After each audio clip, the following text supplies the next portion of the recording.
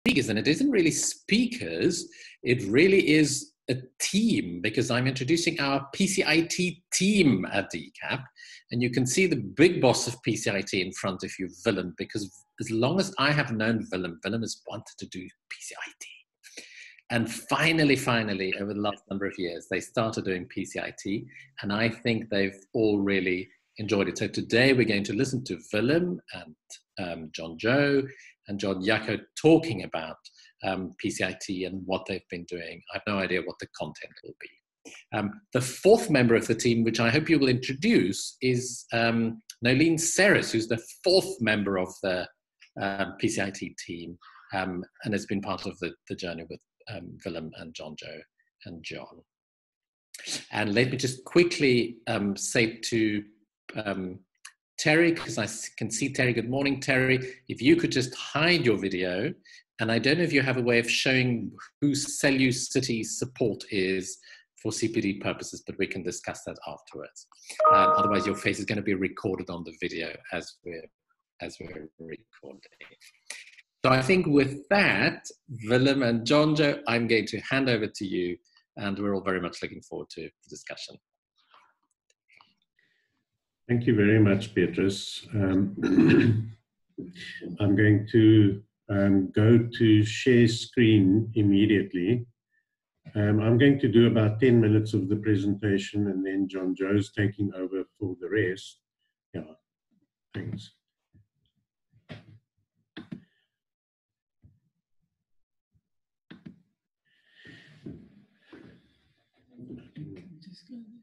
Which?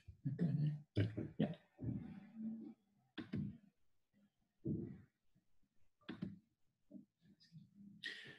Okay, so we're going to be doing a review, or just really tell you a little bit about the PCIT story in South Africa. Now, John Jager would have presented with us, but he's been caught in intern selections, and Nolene Serres, a psychologist in private practice, is unfortunately not available. So it'll be John Joe and myself. And the idea behind this presentation is to tell the story of how it came about locally, tell you a little bit about what it is, and then to give some background on really the dangers and the things that one needs to be aware of and think about when you implement any new intervention or go in any, bring in any kind of strategy, and yeah, that's novel to a particular environment. And then John Joe is going to be looking at some of the telehealth adaptations, which has really excited us because it allows for such fantastic options. So this is, yeah, we want to, so I'm also most probably speaking to the registrars to give them an increased awareness. Some of you might be heard some of the elements of these presentations before at the research days that we usually have. And then we want to again emphasize the importance of implementation and to think about implementation. It's become a science and a very important angle of thinking about what you're doing. And I think John Joe will give a brilliant example of why. And then there's the awareness about the possibility and the challenges that one faces when you have to adapt interventions to local circumstances. I just press down. Okay, so really what we had was, I'm just going to move this slightly out of the way that I can see the picture myself. Yeah, I was always interested. I think that this unit has always had a background in working with attachment work, and then we've always done a lot of behavior mod work with parent management. And I think through reading, it surfaced that there is a model, an approach that has an overlap between the two, and he makes use and is rooted in both. So there has been a long-standing interest in finding a solution or interventions for children who have behavior challenges. And I'll say more about that now.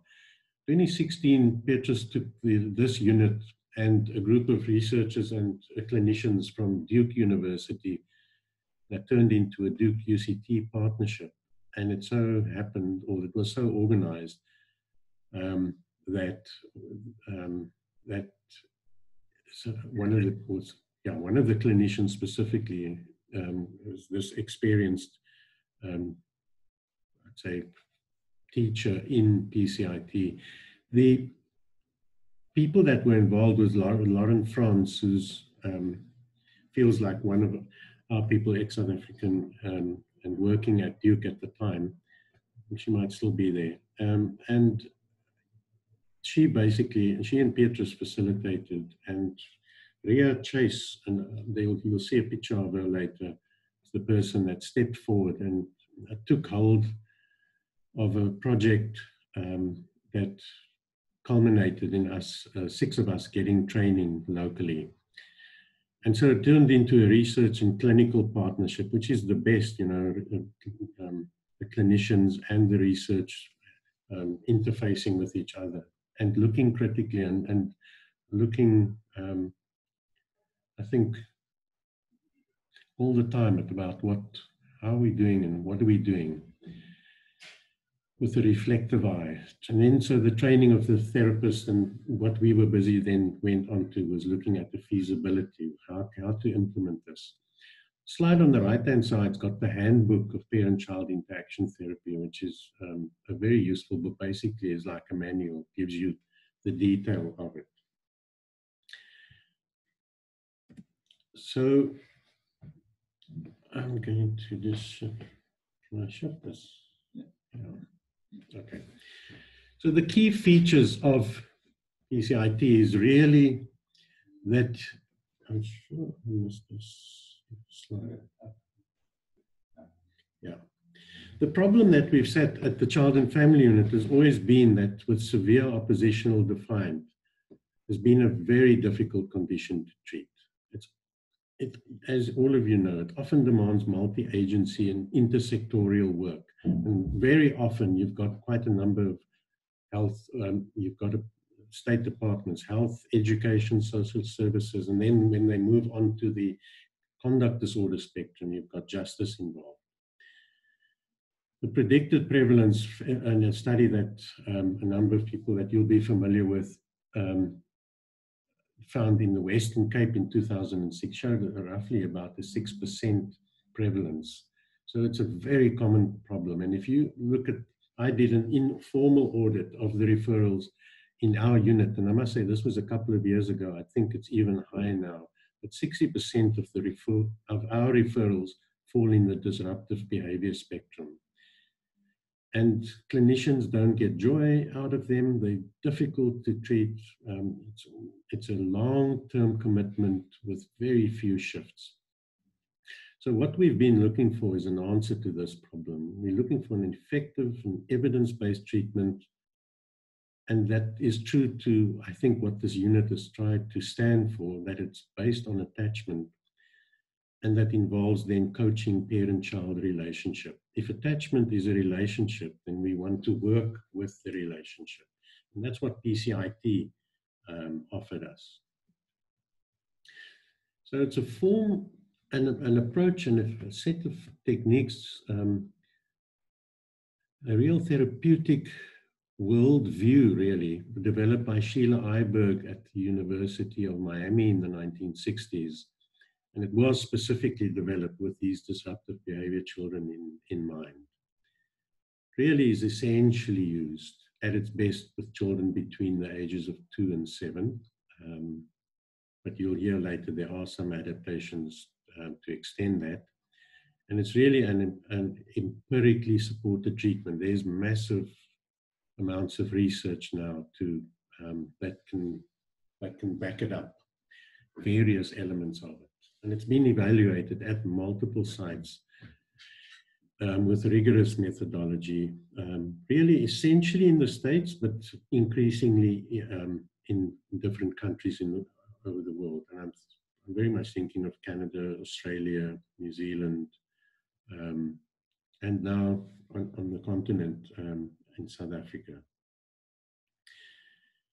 Its essential key features is you're working, we often diagnose parent-child relationship problem. So what do we do about that diagnosis? If that's culminates in drawing attention and it makes a psychiatric diagnosis, what do we do about that relational problem?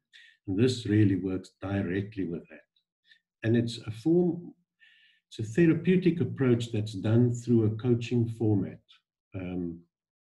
And yeah, that's maybe a different approach than what we used to think about. It's not sitting and talking in the unit and sending people out to go and do things. It's actual coaching of them. And if you think of a coach, think of something like a rugby or netball coach that's actually speaking to the people and telling them. It's very data-based. There's incredible measurements of every element of it. So it's data is used to guide the way the treatment goes.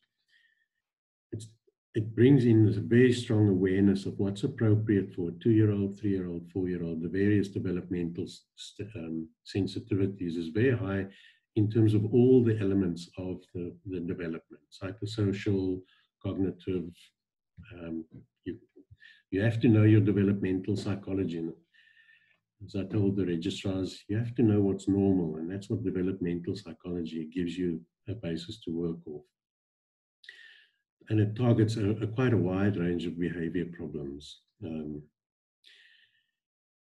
As I said earlier, it focuses on the patterns of an interaction, and it actually suggests and presents a model that is conducive to a positive relational interactive pattern. So it is, in its essence, it's very much a positive, non-judgmental philosophy.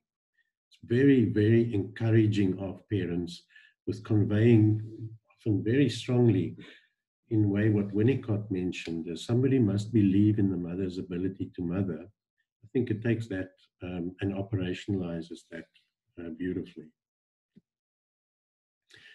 Again, continuing with the overview, one of the dilemmas of it is that it requires high commitment because it involves weekly sessions in which the work is done.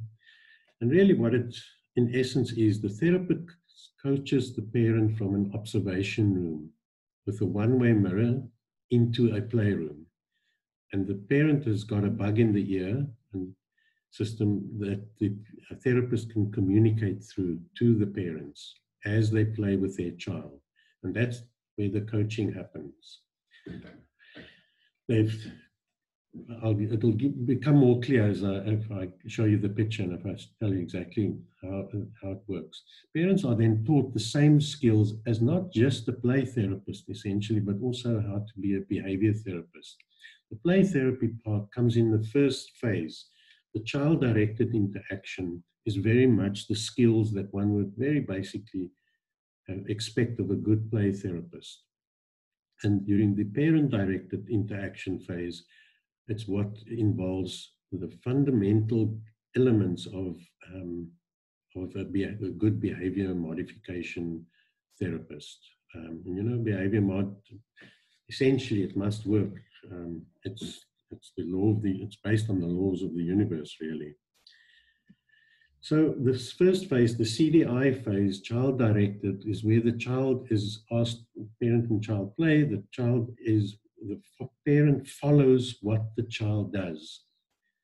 Firstly, they are taught the fundamental pride skills, and these skills are essentially sound skills that's present in any interaction between a parent and a child. So pride skills, praise, P stands for praise, and this is teaching parents about labeled praise, being direct and telling exactly, I like what you are when you do that.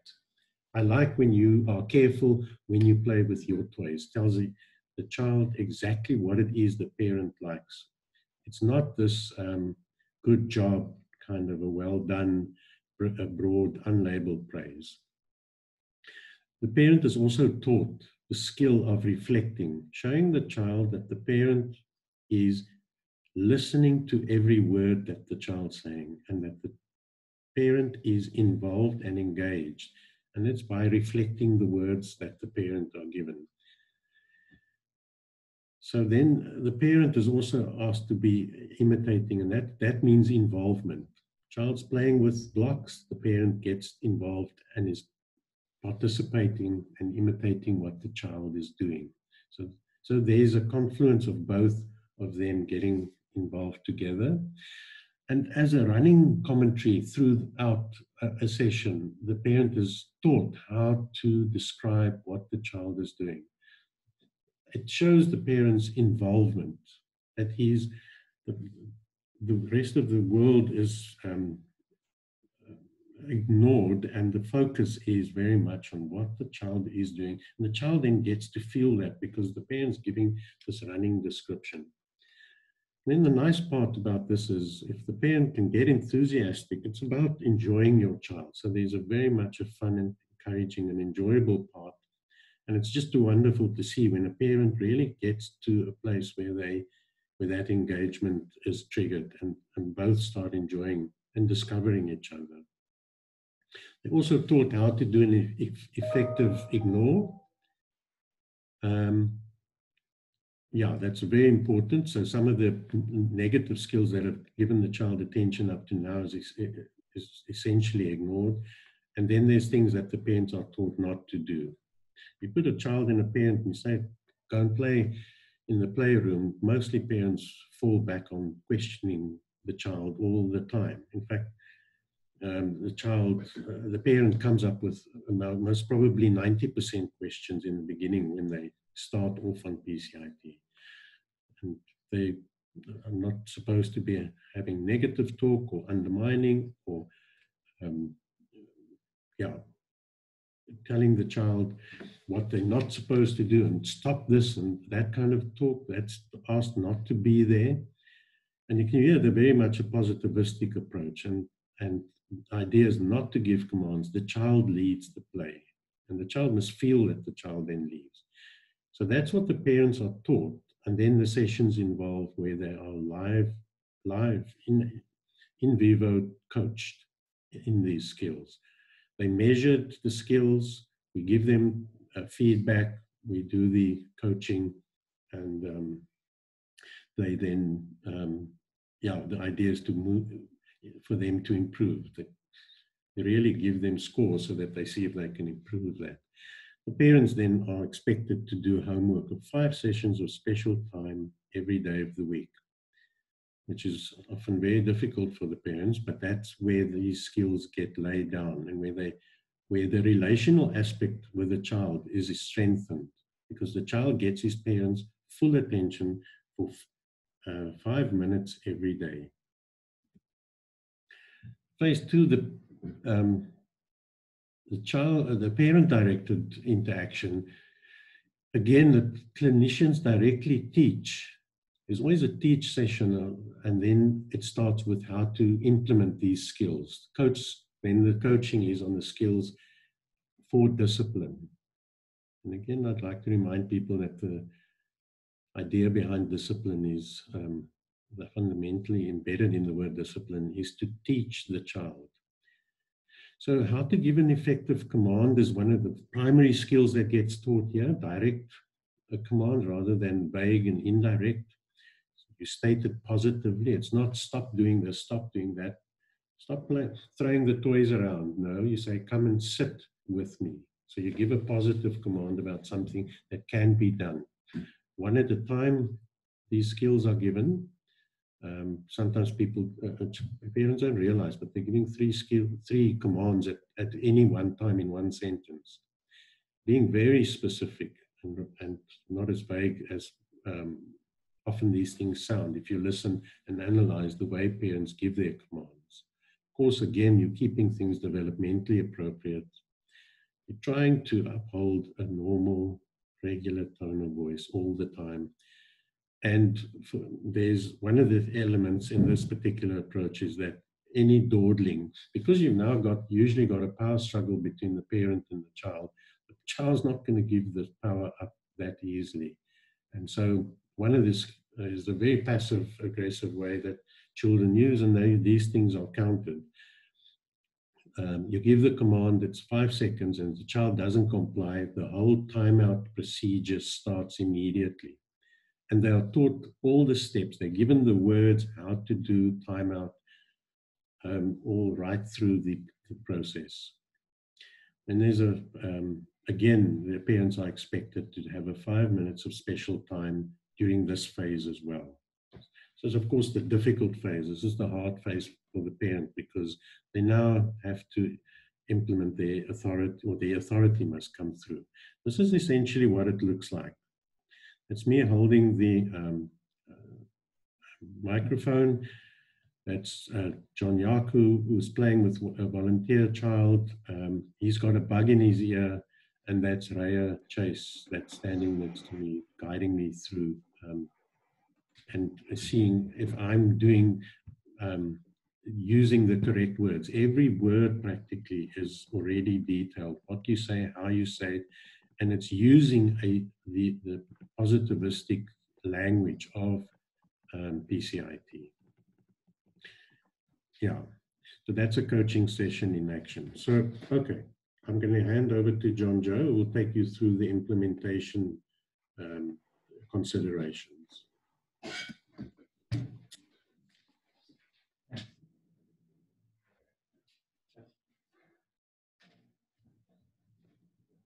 Okay, so I think that was a really lovely, we're just going to let Willem get through to his office, but I think that was a really lovely overview, I hope, of what PCIT is, and I think you can get a good sense that we're pretty excited about it, and for clinicians there's lots of good stuff that we would normally use, but in a very structured kind of a way, which is very exciting. So I've called this section of the talk, the critical but confusing conundrum of implementation, which is painfully long. And that was kind of the point, because I think it mirrors that implementation. We sort of have a sense that it's important, but we're not quite sure what it's all about. And there's lots of jargon and confusing words. So I hope that we'll talk a bit about what it's all about, and you'll start to see the importance of it. But before we do, I am going to challenge us all with a bit of a poll. The first time, I think, at DCAP. So are we all ready to do a poll? Thumbs up all round. So I hope that you can see that in front of you on your screen. So the question is, should we pursue PCIT as an intervention in South Africa? Either you're going to say, yes, it's evidence-based and much needed. Ooh, somebody says that. Or probably, but I'd like to know more about it.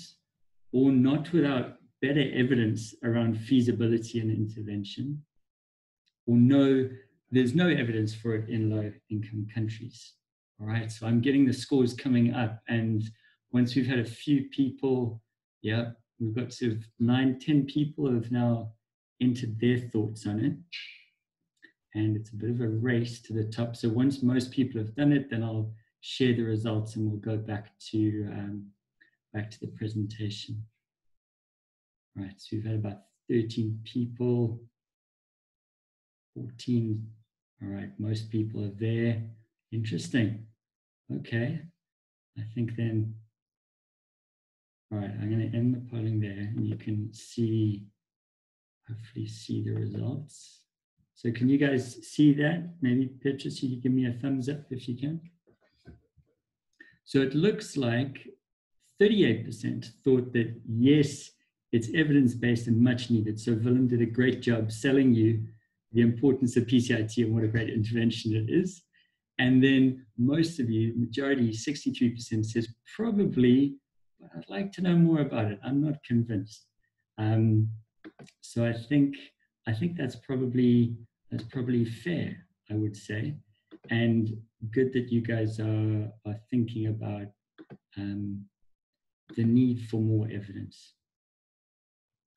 All right, so let's go back then to the slideshow. Right, So let's talk a little bit about implementation and implementation science, and then we'll get on to what that means for PCIT as well, and how we're thinking about implementation of that. So implementation science is about research, evidence-based practice like PCIT, and bridging that gap to practice. How do we make sure that it does work in practice, in the real world? If we know something works, how do we make sure that at DCAP it can work as well? And there's usually three pillars that we think about. So one is systems thinking, so looking at the whole and then its relationship to the parts.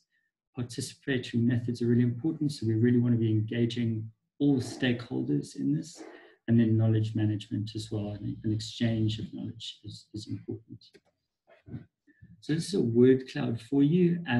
I like this word cloud for two reasons. The first is that there are lots of complicated jargonisty words that, as I said, are often in implementation science articles and part of the lexicon, but for most of us, they don't mean a huge amount. So feasibility, sustainability, acceptability are not always so clear what that means in practice. So we'll get to talk a bit about those and make sure that we all sort of have a similar understanding of those. And the other reason I like it is that big orange question there: why does implementation science matter? So I think this slide is maybe a good place for us to talk about why it matters, and hopefully I can get across the importance of it. So it's probably easiest to explain it by saying, when implementation goes wrong, what happens? So as that, you can see that quote there: having theoretically sound interventions, so something like PCIT doesn't ensure successful implementation. So I'm going to get my notes here, because I have some frightening stats for you. So the example of where implementation didn't go very well that I want to use is malaria nets. So I was aware that malaria is a very prevalent and deadly in many cases health condition or illness. I hadn't realized to what extent. So there's lots of stats out there. I use UNICEF stats, which I hope should be pretty reliable. So something like 300 to 600 million people suffer from malaria per year, which is staggering when you think of COVID as an example. 3,000 children die every day from malaria. So children are particularly susceptible, and 90% of deaths and infections happen in sub-Saharan Africa. So it's in low-income countries, it's one of the top 10 causes of death. So malaria, this massive problem that needs a solution. So that's the bad news. The good news is that malaria nets are an excellent way of stopping transmission. So we know that in high transmission areas, malaria nets cut transmission by 50%. So here we have this massive problem and an intervention that we know works really well. So as a result, 500 million nets, malaria nets, have been distributed around Africa, which is fantastic. So all the big foundations, Bill Gates and others, have made sure, because they know that this is really effective in stopping this massive problem, they've distributed them out there. And it's been described as one of the greatest public health campaigns ever. So all really good stuff, right? Except that in practice currently, fewer than 5% of African children sleep under a net, which is just remarkable. So we've got 400 million children in Africa. We've given 500 million nets, and yet only 5% of children are sleeping under a net, which is just staggering, really. So why is it? What happened in the implementation? So this picture, which you can see in this slide, these are all malaria nets, right? But they're being used as fishing nets, because if you have to make a choice between whether your child eats at night or whether they might contract malaria, many people would make the decision to use the nets rather as for fishing rather than as they were designed. Then there are in some countries, there are some myths that go around that these nets have been brought in by white people to stop local people having children, so that they somehow affect fertility rates. So then people actively won't use them. Sometimes the nets will get used as soccer balls or soccer nets. And then there's another example of how it doesn't get used correctly, where sometimes parents will put in the malaria net and the child's sleeping under it, but then they would cut a hole in the net so that during the night they can take their child out to feed them more easily. So rendering the net obviously useless or not nearly as effective. So I think those are all really great examples of how, if we don't, we've got this great intervention, but if we don't think very carefully about culture and context and knowledge, then it's likely that this great intervention won't be nearly as effective as it could be. So I hope that's convinced you a little that implementation is practically very, very important. So some key terms, which many of you, might have some idea and have heard about, but just so we're all on the same page.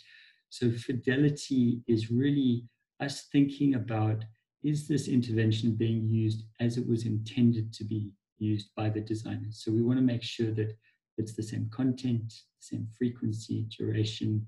So what we want is that if a parent gets PCIT in California, that if they were to get it in Cape Town, they would get exactly the same intervention. And that takes us nicely onto the core components. So it might be, and in most interventions, there are essential aspects of an intervention. And without those, the program wouldn't be as effective. So if you think about PCIT, and maybe towards the end, we can have a bit of a discussion around it. What are the active ingredients? What are the essential aspects? Do you need a one-way mirror? Is that essential? Do you need a trained therapist? Do you need certain toys? What's the core component to make sure that it is the same program being delivered? Feasibility is asking the question, is it possible that this intervention can be carried out? And that's the part of the research that we're doing, which I'll tell you some of the results, some of the early results we've got so far. Acceptability and appropriateness are part of feasibility, and they're asking, do parents and other stakeholders find the intervention acceptable? So do parents think that PCIT is useful and works for them, and is it appropriate? So the question here is, for PCIT, we give handouts to parents to help them learn those skills that Willem was talking about. But you need literacy for that, right? You need to speak English for that. So is it appropriate in our context to be giving those kind of things out? Then we need to think about sustainability. So can it be carried out over a long period? This can't just be part of a research project. We want to embed this into DCAP and other settings. And lastly, is it scalable? So we want to make sure that any intervention, when we think of a South African context, can be run in urban areas like Cape Town, but also peri-urban, rural areas. We're a tertiary hospital. We also want to make sure that an intervention can work at secondary or even primary care as well. So those, I think, are some key terms to keep in mind. Some other thoughts around implementation. One is that, as you might guess, often there's little time spent on this area. And the thinking is that really it's going to be better to spend a lot more time thinking about and implementing a program effectively than implementing lots of ineffective interventions over the same amount of time. The problem, though, is that implementation takes a long time. So some of the studies say to really embed a practice can take 2 to 4 years into any organization, and in some cases up to 20 years. And those early stages of implementation are really critical. Measurement is really important, and you heard that that's a really big plus for PCIT, where there's lots of data that we can get from just regular practice. The importance of meeting cultural and contextual needs, I think the malaria nets example describes that nicely. And then there's this idea of fidelity and versus flexibility. So we want to make sure that any intervention really sticks to the manual as much as possible, but we might need to be flexible in making it fit into to the local context. So there's always that tension that we're having to keep in mind. I am not going to spend too long on this framework, but I think it's important to know that there are lots of frameworks around implementation. Lots of research is being done on it. It's very much a growing field. This is one, the Consolidated Framework, or CFA. And you can see here that there are 5 different domains that they talk about. So when we do research with implementation in mind, it can be useful to keep these 5 in our heads. And so when I present later, I'll use those headings. There's been very little research on implementation of PCIT, particularly in low-income countries. In fact, there's been none. So the only research on PCIT that's been done outside of high-income countries has been one study in Hong Kong. And Hong Kong doesn't count as high income for various technical and political reasons. So that's a really important that we do try and establish an evidence base and keep implementation in mind. So this is a nice slide describing implementation research and the different stages of that. So moves from the orange one right across to the purple one. And just to sort of contextualize it, we're doing a feasibility and a pilot study, which is kind of where we're at in terms of PCIT in South Africa. So our research then, so we're doing this small study and we're really looking at limited efficacy. Is this helping parents? Does it make a change to the child's behavior? But also an implementation focus. So thinking about things like feasibility, appropriateness, and so on. So we had 7 families who went through from start to graduation. And some of those early results we're looking at the moment. The other thing we did was a consensus workshop. So we had the 4 clinicians that Willem mentioned, John, Willem, Nolene, and myself. And we met together to think about what are the barriers to implementation, what are the facilitators to implementation in South Africa, and then think about, well, what would be good next steps for us as a project.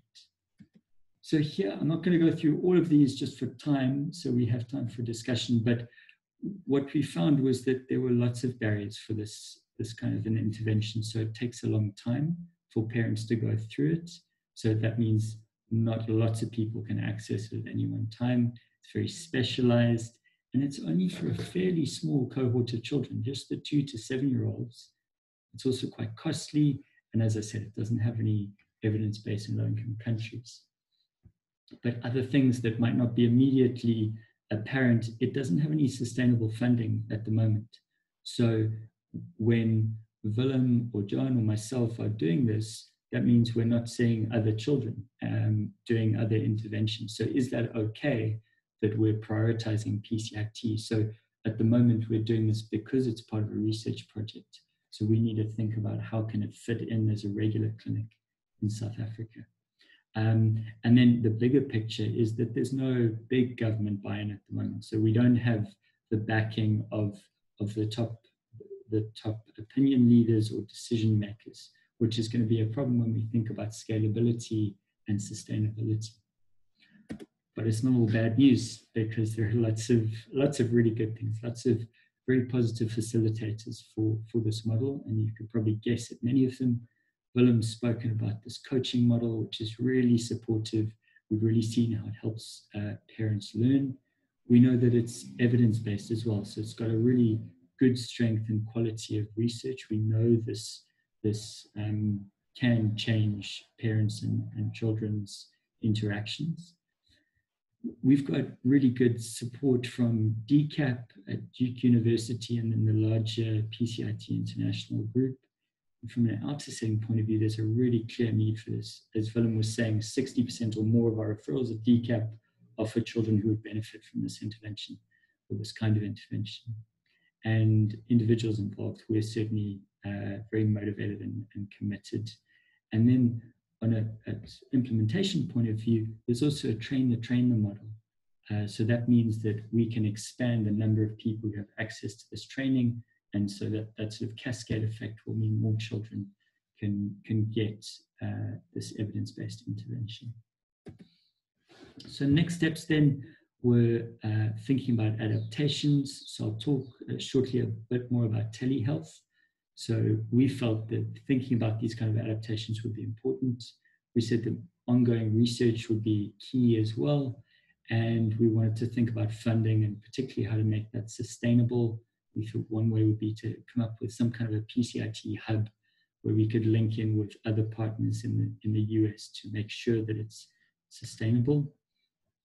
The training, we want to think about how to train other people, and that process has started, and also make sure that from an awareness point of view, it gets out there. So we start getting those appropriate referrals, think about expansion. So let me talk a little bit, last few slides really, about adaptations for PCIT and how we're doing that. So in the US, there's been a number of adaptations to the standard PCIT model that Willem described. So one of them is telehealth, iPCIT, internet-based PCIT. Another one is the CALM program. So that's specifically for children who are anxious, who maybe don't have that oppositional behavior, but could still benefit from some of the PCIT principles. There's been a whole adaptation for educators. So to help teachers, you can see how in the classroom, knowing how to manage challenging behavior challenges would be important. There's been an adaptation for older children, so over the age of 7. And lastly, it's been translated into a few different languages already. So lots of emphasis here on expanding it and adapting it to the different needs of different contexts. So I'll tell you a bit about telehealth, which is obviously very pertinent at the moment. So that means PCIT is being done over Zoom or Skype or even WhatsApp on phones or laptops in the parent's home. And the research encouragingly says that the outcomes are similar as they are with face-to-face, which is very, very positive for us when with certain families, that's what has to happen. And you can see there's a real benefit of this kind of thing happening in the family home where it's familiar, the child knows the setup, they've got their own toys, it's a naturalistic environment. There's also no transport and scheduling challenges, or a lot fewer scheduling challenges. And this research on telehealth and PCIT has happened prior to COVID, but of course around the world, that's now become a much more of a focus. So we've done a number of cases now via telehealth, and we thought it'd be nice just to talk about our experience of that. So pros and cons.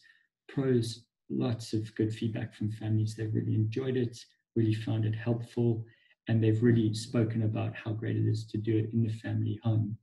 And most of the families we've worked with already have the technology. They've got laptops, they've got earpieces that are Bluetooth, are able to use Bluetooth. And what we found is that we can do these sessions with good fidelity. So the PCIT that we're doing via telehealth is the same as if they would get it in the cottage. And as you remember, that piece about fidelity is really important. The cons, though, is that not all of the families have this kind of technology or even the data available, right? So Zoom is going to cost a lot if you don't have Wi-Fi easily accessible. So although we've seen, the families we've seen have had access to it, they might be self-selecting.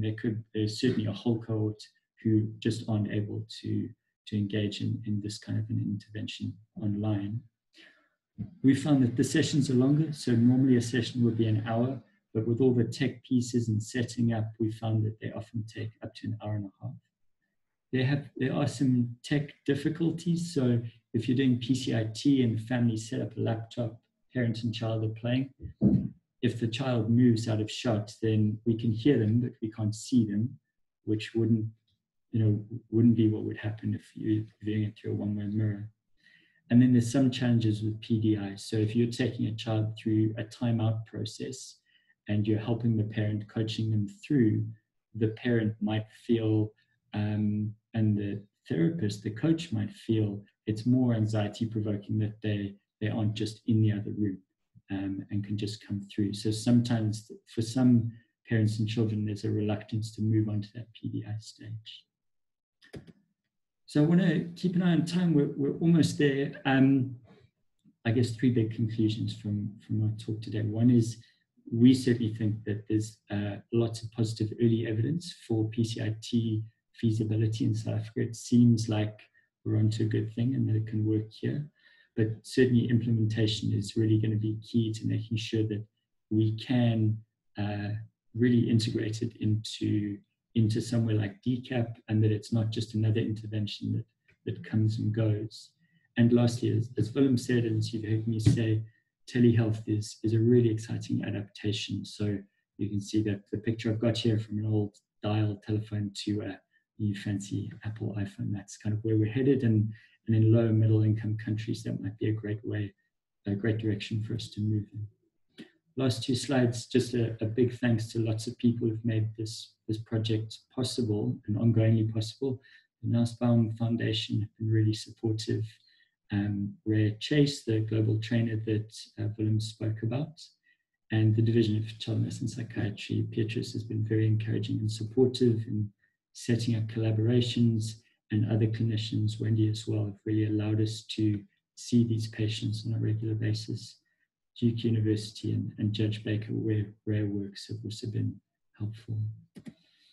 So I think that brings us to questions, thoughts, and comments. I'll stop sharing, and Petrus, will I stop recording and hand over to you? Sure. We're trying not to record the